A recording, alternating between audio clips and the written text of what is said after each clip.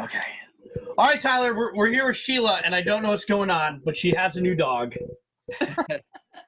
Yeah. So that's George good. never knows what's going on. COVID-19. What is that? What's that dog's name? Let's just look at this dog. Lando. Like Lando from Star Wars? That was the inspiration behind There it. you go. Yeah. We had just lost our dog in I think it was late February. That we had our first dog. We had him for 11 years, and it was really, oh god, it was so tough losing him. And about the idea of getting another dog, and my husband was even saying, let's just wait till the summer. And so then our birthday came up, and I'm like, what do you want? They were asking me what I wanted for my birthday. I said, I want a dog. Timing to get a new dog. We're stuck here. But, and, I mean, we had this puppy house trained in 2 days. And he hasn't had pretty good. Oh yeah. And he's going through a lot of, right, because he's a puppy. But he's all doing the right things. We're on him, and he's on us. And so he's a total love junkie. We did a pet rescue through Pet Finder. Oh, Did you ever hear how Tyler taught his cats? You taught your cats to pee in a toilet? No, he taught him how to stay in the yard. I didn't teach him. The electric fence taught him. That's good. No, Sheila, that's great. I needed to see a dog today. That made me feel better. I do, but he's a jerk and he's downstairs. He's fine. I don't want to make him run up on, he's getting old, so. Yeah. So how are things going otherwise? What are we doing here today? We're gonna learn something? Well, in a little bit. Okay. I mean, the other thing that I wanted to just chat about, because I know that George, you also do a lot of work with the BASD media, and what's been kicking up on my calendar alerts this week is this would have been the show, the musical at Liberty High School. Oh yeah, and all the other high schools too. Yeah. Well, it was this week. This week is when it was supposed to open. So this, today would have been Tuesday. Right? It's Tuesday today, yeah. So today would have been the final run. And the thing that was tough was, we're all sad that the kids aren't, doing anything that they expected with their high school traditions and all that. And so I'm trying to figure out how I can, because my one of my kids was going to be flying in the show, and I was going to do the flight crew. Right. So I'm trying to figure out if there's a way that I can hook up a harness and a rope. Don't think that's not what. No, I wouldn't do that. I don't think that's a do it yourself. That sounds like an idea we would come up with. Yeah.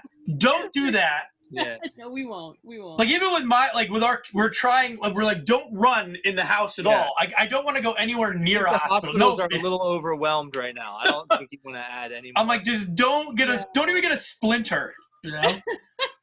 Well, we'll just we've been not mourning it, but we've just been kind of going, oh yeah, today would have been okay, well, whatever. Oh, there you go, Moravian College. That's right. Well, anyway.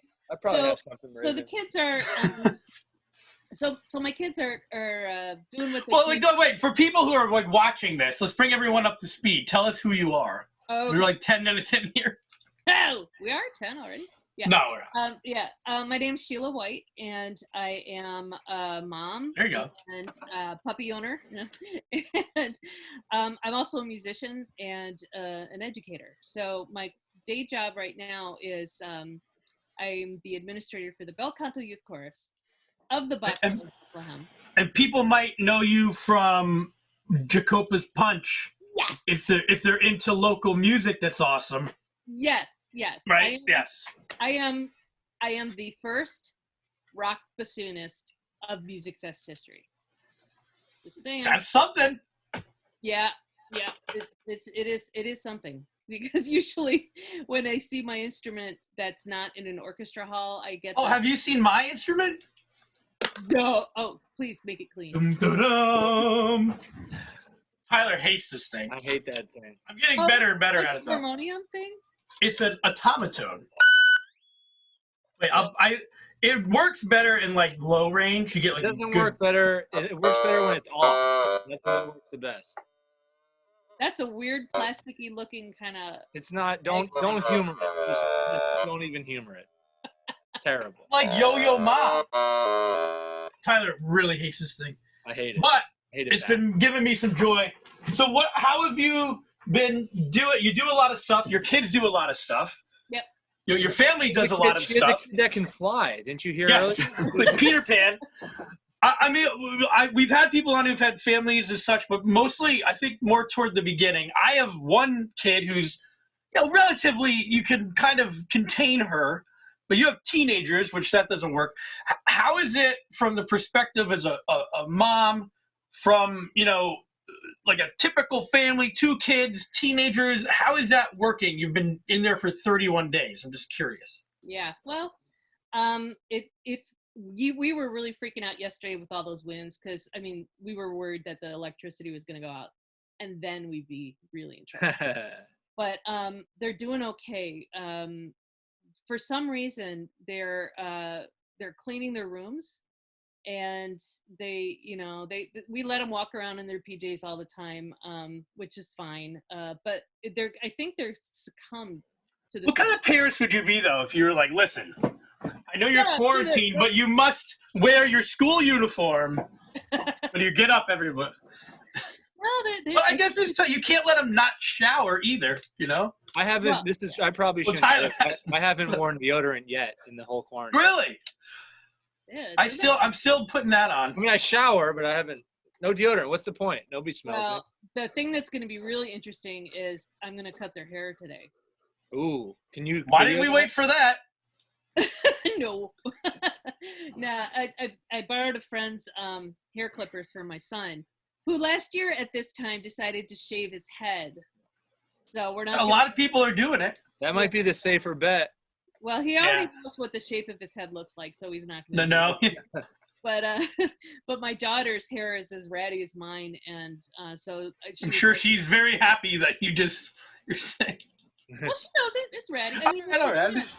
Now look, I mean, this is what happens when it just kind of goes. My hair's been under quarantine for 4 years, but she just cuts her hair once every 2 years, so it's time to do that. But I was gonna make this joke on Facebook, but I couldn't find a way to make it and not seem like just a horrible person. But I want to make some, but no, like some joke about how when this is all over, the last thing you're gonna worry about is like if a woman's legs are hairy or something. You know what I mean? Like those kind of norms that are a little ridiculous. Yeah. Like, who cares anymore? So you spent 31 days in quarantine. You think she's still doing that? Like, I don't know. People are ridiculous. But I couldn't, I can't now make it good. I'll tell you what I'm not looking forward to is going to the Y and seeing what goes into the pool. Well, we talked about that. I love the Y. I'm a supporter of the Y. I'll continue to have my membership even if I don't go. But it might take me a little while because that's just a place where if you're going to come in contact with other people's stuff,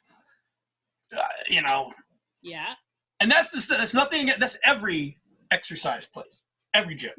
Yeah, and my son, just before this started, he became a gym rat, and he was doing a lot of, he wants to get swole, whatever that means. But he's been kind of turning into a gym rat, not a thumb, but a gym rat. And I didn't know what a thumb was. And he said, in Spy Kids, when they have these like big meaty guys and then instead of a head, it's a thumb. Oh, yeah. So he said, that's what all the weightlifters look like at the gym. They look like thumbs. Okay, that works. We call them meatheads. I know many a wonderful meathead. I wish I was one at some point.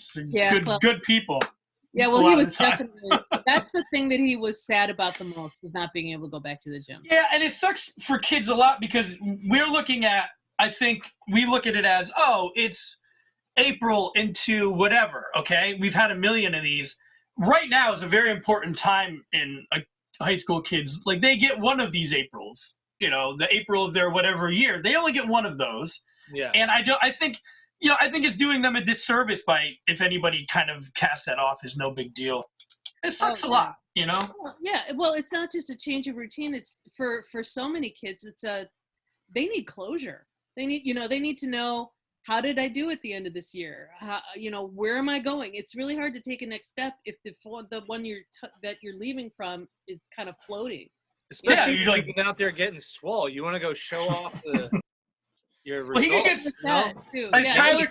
as Tyler told me, you can still get swole at home. You can get swole. I don't know if you can get swole. You can exercise, but you can get swole. You pick up those milk jugs.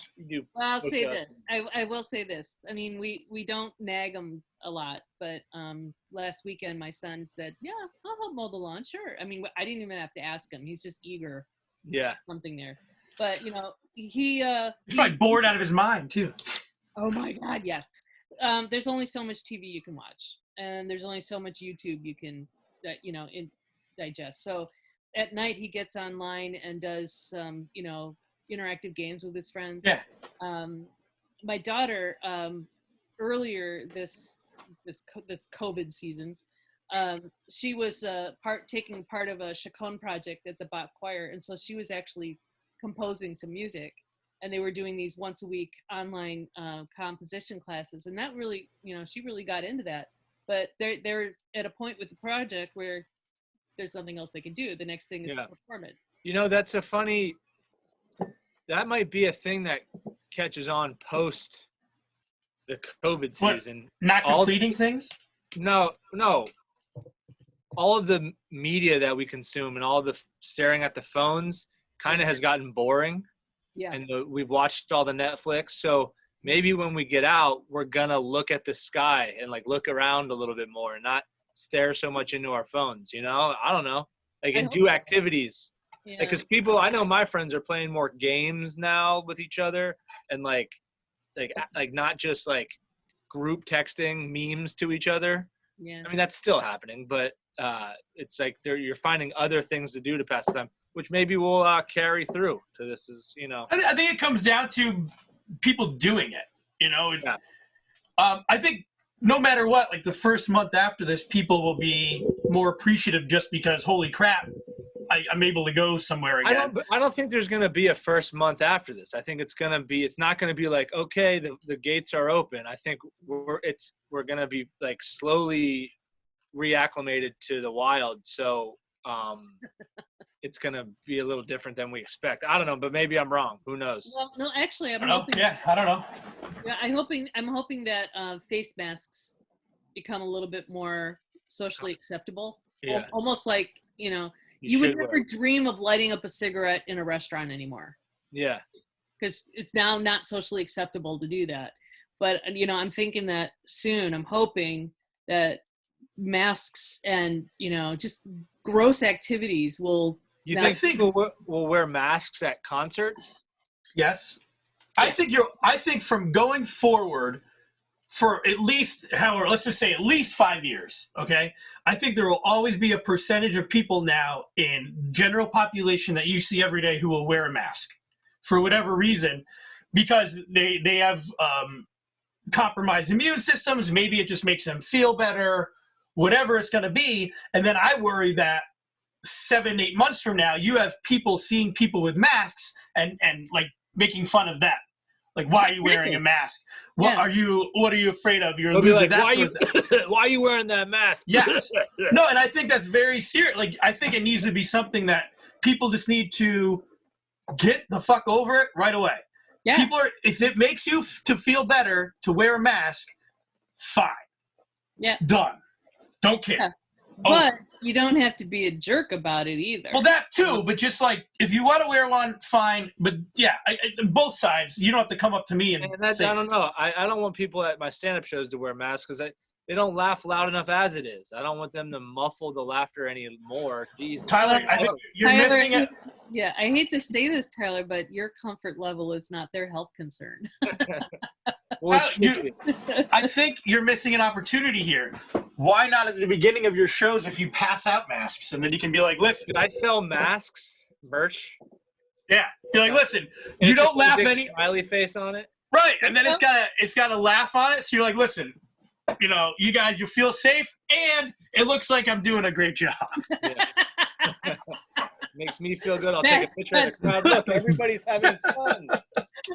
That's pretty funny. But we're not here to talk about my.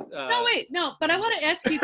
I mean, you're always asking your guests, what are you doing? But I mean, I know that you are working your butts off, doing these videos and these interviews, just discovering a whole bunch of cool things that people are doing. If it wasn't for you, I wouldn't have got a kit and started making some of the masks for the mask. Oh, nice. So you've been sharing so many really cool stories about amazing people in our community. And George, what you're doing to help out the DBA with the family feuds and Stephen Bost, I've been doing some of the things. It's just been. There's a ton of people doing awesome stuff. Yeah. Well, this is for us. We're like, what do we have to offer? We can do this. And I think that was the first step. And now it's just like, okay, we don't know when this is ending. Yeah. I can't leave the house. The only way we make money is through clients. Yeah. It's been, the last week's been especially rough. Like we even there's somebody trying to scam us to get money out of us right now. So it's, like they're calling they're called copyright trolls. So they're pulling something from a website like from 3 years ago, and they're like, "Oh, that image violated," and it's bullshit. Like they're trolls. Yeah. So now our lawyer has to deal with that, and I have a kid, and it's like you're doing this shit right now. So that kind of stuff is infuriating because we all know why they're doing stuff like that. It's taking advantage of people. It's taking advantage of us. It's especially difficult for George because I'm the lawyer and I don't have any. I'm like, Tyler, can you call these guys? And they're like, I really don't have any lawyering background, so. But it's all bullshit, and that's why it's so infuriating because it's causing stress for people to try to steal a stimulus check, basically. Right. And I know it'll pass. Joke's on you. That thing's already gone. Oh, don't worry. I always have like the nuclear option if it ever comes to it, but. I don't know. So, but then I look at in the same breath, like, okay, this sucks. But then I look at my Facebook and there's people who I know or who are direct family members of people who have died in the last week. And I mean, I know this is horrible to say, but like there was someone who's their Facebook and they had passed away. And their last post was, I'm going in, pray for me and my family. And then that's it. And it's sobering. And no matter what I'm going through, we're safe now. I think people are forgetting about some of that stuff, like because they're saying, "Oh, it's only 60,000 deaths." I get numbers and shit, but this stuff it's happening next door and it's troubling.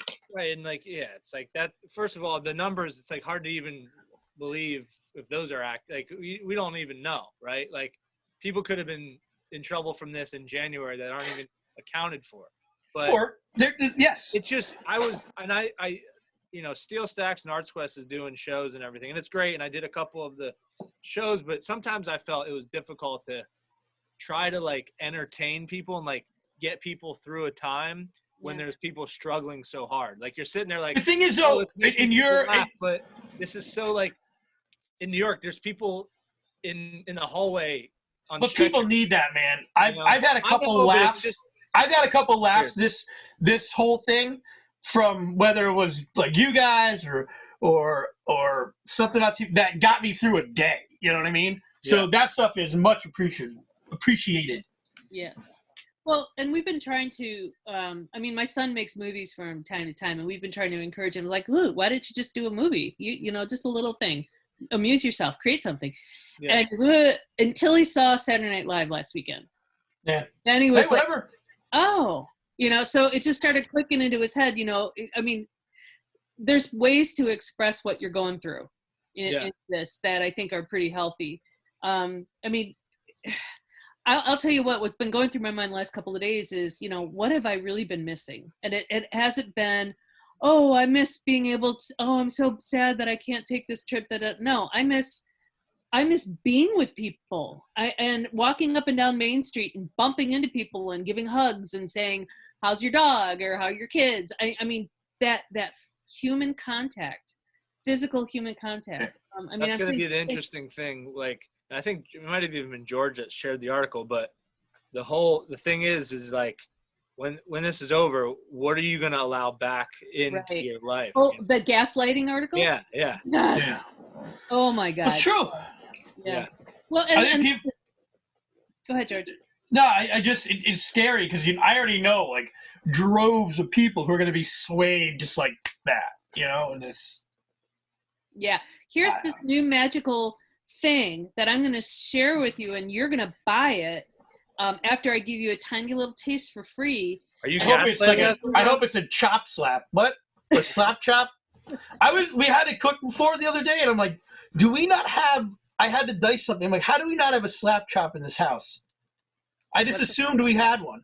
It's like you put the onion under it, and then you just do it, and then it dices it.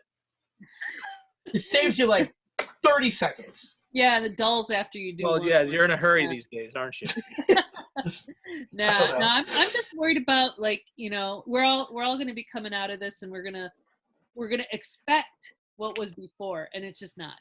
It's just not going to be. So I'm cool with that. But I miss being able to make things with people. So I mean, like Jacopa's Punch, we practiced on Tuesday nights, and I'll tell you, Tuesday night rehearsals were the best. Because we would just, especially at the beginning, we would just warm up and someone would. Where do you guys rehearse? The Touchstone? Yeah.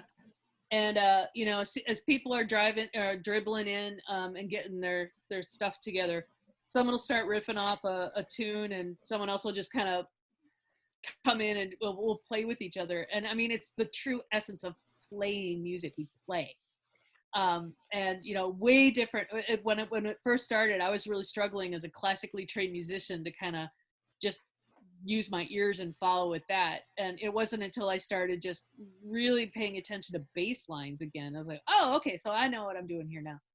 But it took a while for me to just, and everyone's like, well, you got a doctorate in music. Why can't you figure this out? It's like, because this is just like, I can't, it's just not my world. It was just really I have a tough. question about a doctorate in music. If I'm coughing really bad and medicine isn't work, can I call you and you sing it out of me? Is that how that works? That's not even, what do you think a doctorate is?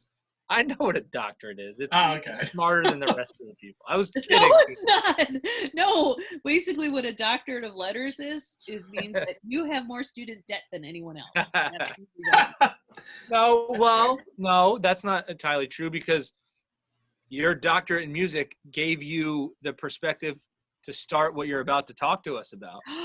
Ooh, that's a brilliant segue. You like You're that? Professional. You're a professional, Tyler. Yeah.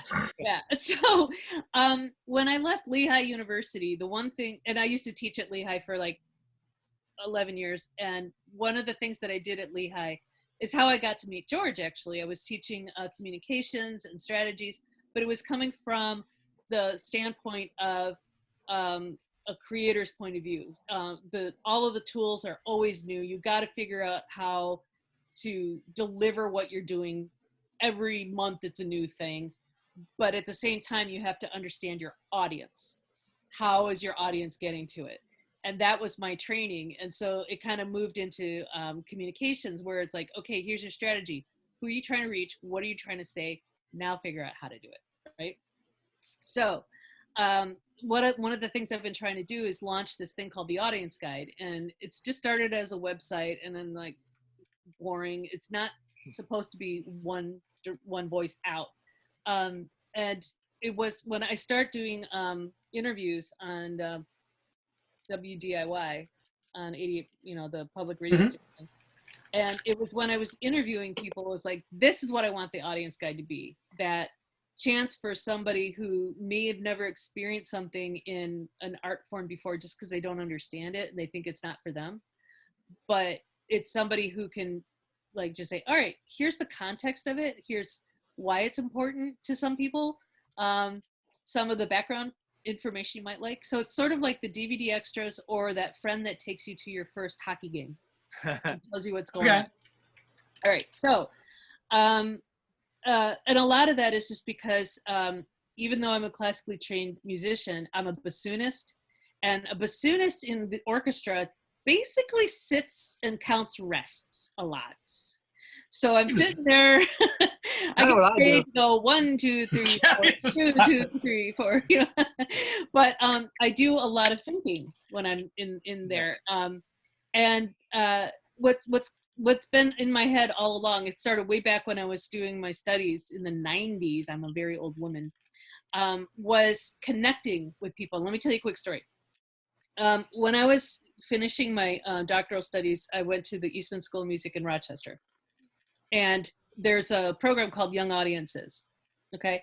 And so I was part of a woodwind quintet that went around to schools, and we did a woodwind quintet version of Peter and the Wolf by Prokofiev. And if you don't know the song or the tune Peter and the Wolf, it's actually an orchestra piece, and it was transcribed for woodwind quintet, which means it was rewritten for. So I have to care for. And all the kids in this school, like when you come in, they're like, right. The quintet is here. Lando's like, oh, someone's growling. What's going on? Yeah. So anyway, the bassoon in this story is the grandfather, and the flute is the bird, the oboe is the duck, the horns are the hunters, and the violin is Peter, right? And it basically tells the story of Peter and the Wolf, blah, blah, blah. Anyway, so I'm in this quintet, and we're doing this performance in an elementary school in the area, and it was for kindergarten, first and second graders. So, okay, imagine all of the kids are sitting. And they're moshing, right? They're up at front, and they're going down. No. They're so bummed. Audience members, all sitting on the floor, crisscross applesauce, everybody's good. And all the teachers are sitting in the back on folding chairs. Now, the spokesperson for a quintet was the flutist. And at the time of this particular performance... Isn't that flautist or is it flutist? It could be Is both. it spelled flautist? Don't question the doctor. Okay? I'm just asking. This is why I'm here. All right. Is it creak or crick?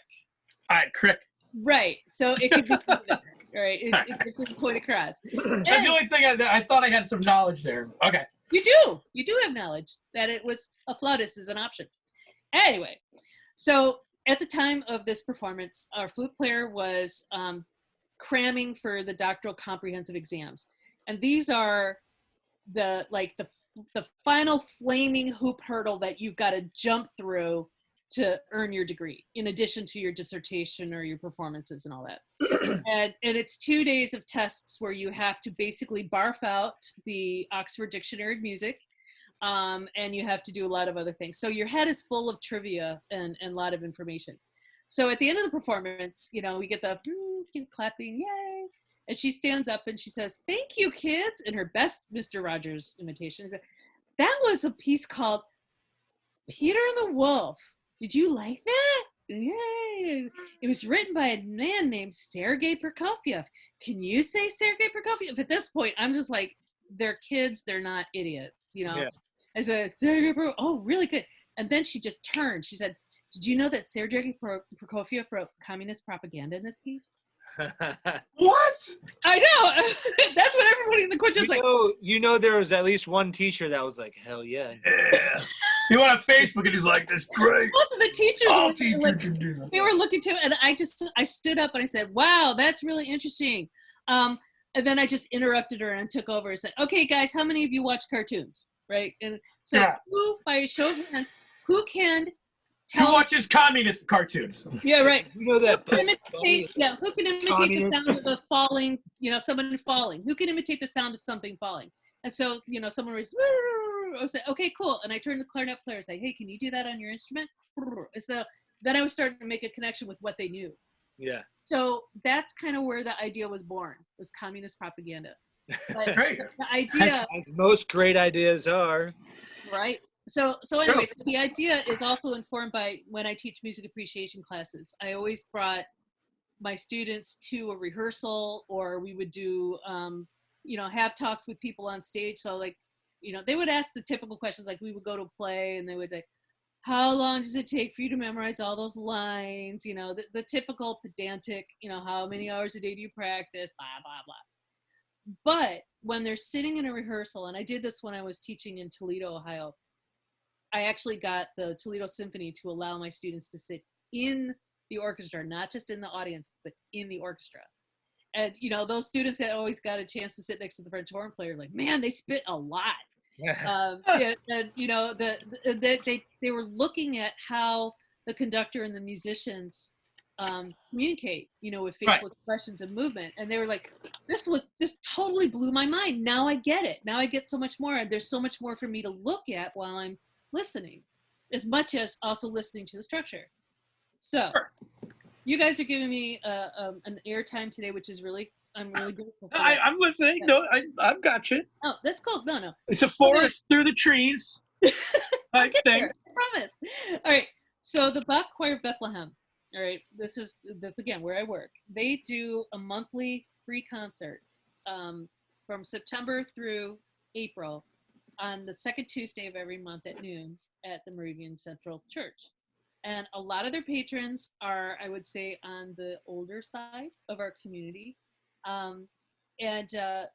It's, you know, they really love coming to these programs. This church is packed at noon on a Tuesday. It is packed with people. And they're doing a rebroadcast of one that was recorded in January. And I think they're doing it on Facebook Live. I don't know if this is going to be up in time. No, there's no way I'm getting this is going to be up hours after that. But if you go to Bach Choir of Bethlehem, you can still watch it after the fact. You don't have to catch it live, and it's going to be on PBS as well. Yeah, but the PBS is airing it at 3:30. So let's see how fast I can work. I don't know, maybe. Well, that's cool. All I'm saying is that this is an opportunity for you to see something. And there's been a lot of orchestras that have been doing these virtual concerts, which are really cool. That you could, you know, catch on Facebook and stuff. And what a virtual concert is basically like a movement or a little piece of a huge work, because I don't think anyone's going to want to watch a mosaic video for an hour and a half, right? You're going to go for about 7 minutes. It depends what you're doing at that time, but maybe. Right. So anyway, so it kind of like the show must go on kind of thing. The pieces that they're performing, one is an instrumental piece. And it's the Brandenburg Concerto No. 1. And this is the kind of stuff that I do as an audience guide. This is how I would teach my music appreciation. It's like, it's usually to the students who are required to go see something. But it was more like, all right, let me just tell you a little bit about the history of this piece. And so there are 6 concerti that Bach wrote, and they were dedicated to the Margrave of Brandenburg. And the Margrave is basically another royal title. So not a prince, not a Margrave. And the reason why they're dedicated to him is that Bach was paid for him. Huh? Did he pay for him? That's the cool part. No. What Bach did is he was trying to apply for a job in his court. And so what he did is he put all of these things together. He had written them before, and he collected them and packaged them up real nice, sent them off to the Margrave's castle. And the Margrave's like, nah, my wife likes clothes better. We don't need this. So it was basically a failed job interview. Huh. And now that's really interesting. See? Now the other thing that's also interesting is in the context of the time. All right, so this is like early 1700s. All right, like 1717, right, in Germany. When royals or, you know, aristocracy, wasn't there? What? There was a plague going on there. Was that the Black Plague? No, that was like the 1300, yeah, 1400. 1710s. There was a plague. Yeah, but it wasn't devastating. But anyway, in this time of the 1700s, the well-to-do and the aristocracy would do something called a grand tour, and it's sort of like if you take a gap year between high school and college, and you decide you're going to travel a lot. All right, this is what it was expected of the aristocracy, is to take this grand tour, and they would go all around Europe, and they would go so they went on vacation. No, this was not a vacation. This was definitely if you were a leader or some kind of so this was for you to be cultured, and so you could go to dinner parties and talk about, oh yes, I saw the David blah blah blah painting and blah blah, you know, it's aristocracy hoity-toity shit. So the Margrave at the time, or any prince or whatever, has already done this tour. They've gone to Rome. They've seen Michelangelo. They've seen all of these wonderful pieces of art from the Renaissance. And they also would listen to the music of Italy. And in Italians, in the concerti, they were very sprightly, very, I should say their instrumental music was very alive and energetic. And it's not that the Germans didn't have energetic music, but it was very sedate in comparison. Makes sense. So trying to win the favor of the Margrave, he wrote his concerti in the Italian style. Oh.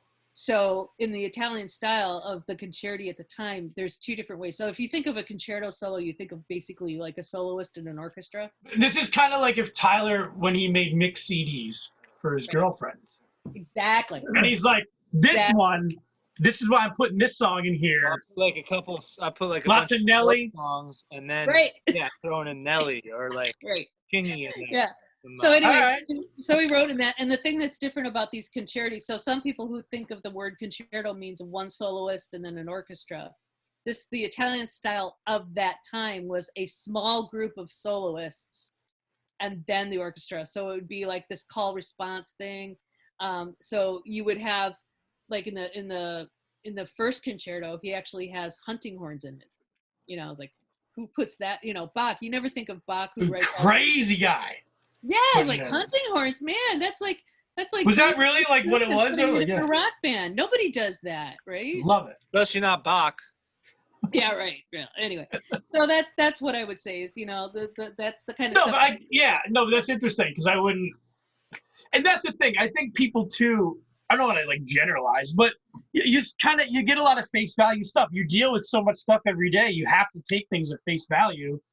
I wouldn't have ever gone down that road until you did, and now it's very interesting to learn that. And I'm like, what else is like that? And that's what the guide does, right? It'll explain that stuff. So when you're sitting there, you get to know all that backstory, so you can have a different appreciation of the music. Sort of, but it's sort of that. But at the same time, I don't need to do that when the organizations do it themselves. So, for instance, if you went to a concert program like this, somebody is writing out the program, and it's there. I would collect that for you, because sometimes I feel like if you go to a concert not knowing anything, and if you got there late and you maybe only had a minute and you're trying to read and the lights go out, you can't, So it's kind of like if I go to a Broadway show, I'm going to do as much research on that Broadway show because I don't want to miss a blink, It's also good too. Like I would think, what if you are, example, Tyler, there's a show coming to the State Theater, right? And you can get some stuff from the audience guide before you go. And then when you're there on your date, you can be like, did you know that this second act was a response of, you know what I mean? Like you'd have all this knowledge. I think it's brilliant. Well, it's getting the injury report before you go to the game. You're not going to go watch the Phillies play if their star isn't. You're not cheating. You're just educating yourself. Yeah. Well, and the other thing is, if you know about a piece, just like if you go to a concert of a rock musician, you're going to get into it that much more if you're really familiar with the music, right? Sure. Yeah. And it's the same thing. You're going to oh, that horn missed that note. It's it's if you really know what you're getting into, sometimes the experience is that much deeper. Other times you don't want the punchline. You don't, spoiler alerts kind of thing. So there's, somebody who understands the piece and how to give you enough grounding, but doesn't give you the ending. Are you doing that now? Do you have that set up? Is it still I think you said it's still a work in progress. I don't know. The most I've been doing what day it is. Yeah. Well, what I do mostly is the interviews on DIY, and I've been trying to get them up into podcasts. And I was actually starting to podcast these interviews, which I call profiles of artists in the area, musicians and stuff. And I was recording them at the public library, so that's on hold. But you should be able to do that from home, though. No? Yeah, I can. You're right, but I have a puppy. Yeah. No, I'm not telling you. I'm trying to think out a problem. If you need help with that, let me know. Maybe I can help. Oh, I appreciate that. Well, there's that, and then I started. Yeah, then you also have a family, and I know how it is. Like I've scheduled a walk for our family today. Like obviously a safe one, but just literally to go around the neighborhood, because it's just not healthy. Being inside, like it's not good for your brain. Scheduling for my kids is that they're learning how to drive. Oh. So we've been doing practice. driving practice a lot. I hope you have a parking lot. What parking lot are you in, so I know not to go there? The whole streets. Yeah, that's true. If you want your kid to learn how to drive on 22, now's the time. Yeah. Exactly. Yeah. So I've had my son on 22. You know, I mean, I don't know if we should be saying to do this. I just, if you do this, this is on your own. I don't know. I don't want anyone to be. I'm feeling very vulnerable. I can't speak for all of our listeners, but I don't think they're taking us super serious all the time. If I don't know. To us for all the advice, let me just suggest seek out other advice as well. Get a second opinion. well, I'll tell you what. Having my kids drive on an errand where, you know, like my son will drive my husband to the grocery store and stay in the car when he goes in. All right. So, and the thing is, and this is how I feel as a parent, and if it's wrong, okay, I'd like to be educated that it's wrong. But since there's not a lot of cars on the street, this is a really good time to teach my kids how to drive. Yeah, it's not like they can't. It's not like they can't. I'm just saying I'm not. And listen, it is probably the best time. When this is all over, yeah, you're about to enter the best time ever because you have a free designated driver for you. No, wait. I'm gonna see if I can get in on that. I'll see what they're around. Yeah, I'll call them up. Yeah. Like you're cheaper than Uber. Yeah, they want to drive, right? Yeah, anyway. But no, that's cool. But listen, I literally have to go to the bathroom, so we're gonna. What? Didn't you go to the bathroom? I know. You know how much coffee I had, and we've been here. Like I've learned so much about concertos and Bach, and how to best send a resume. Just write a masterpiece of music, and then. Well, I'll tell you what. What I would really like to do is get more material and content out there, but it's timely. So you know, it's not about here. Go look at this. Read this entire volume of J.S. Bach before you go to the concert. You know, actually, can you just give us like 10 pages? And George, no, I gotta go. I can end this meeting right now. All right, guys. Sheila, this unfortunately will not get up before then, but we'll have a link. We'll have a link in there for people who want to watch it. It was recorded before anyway, so who cares if you watch it at noon?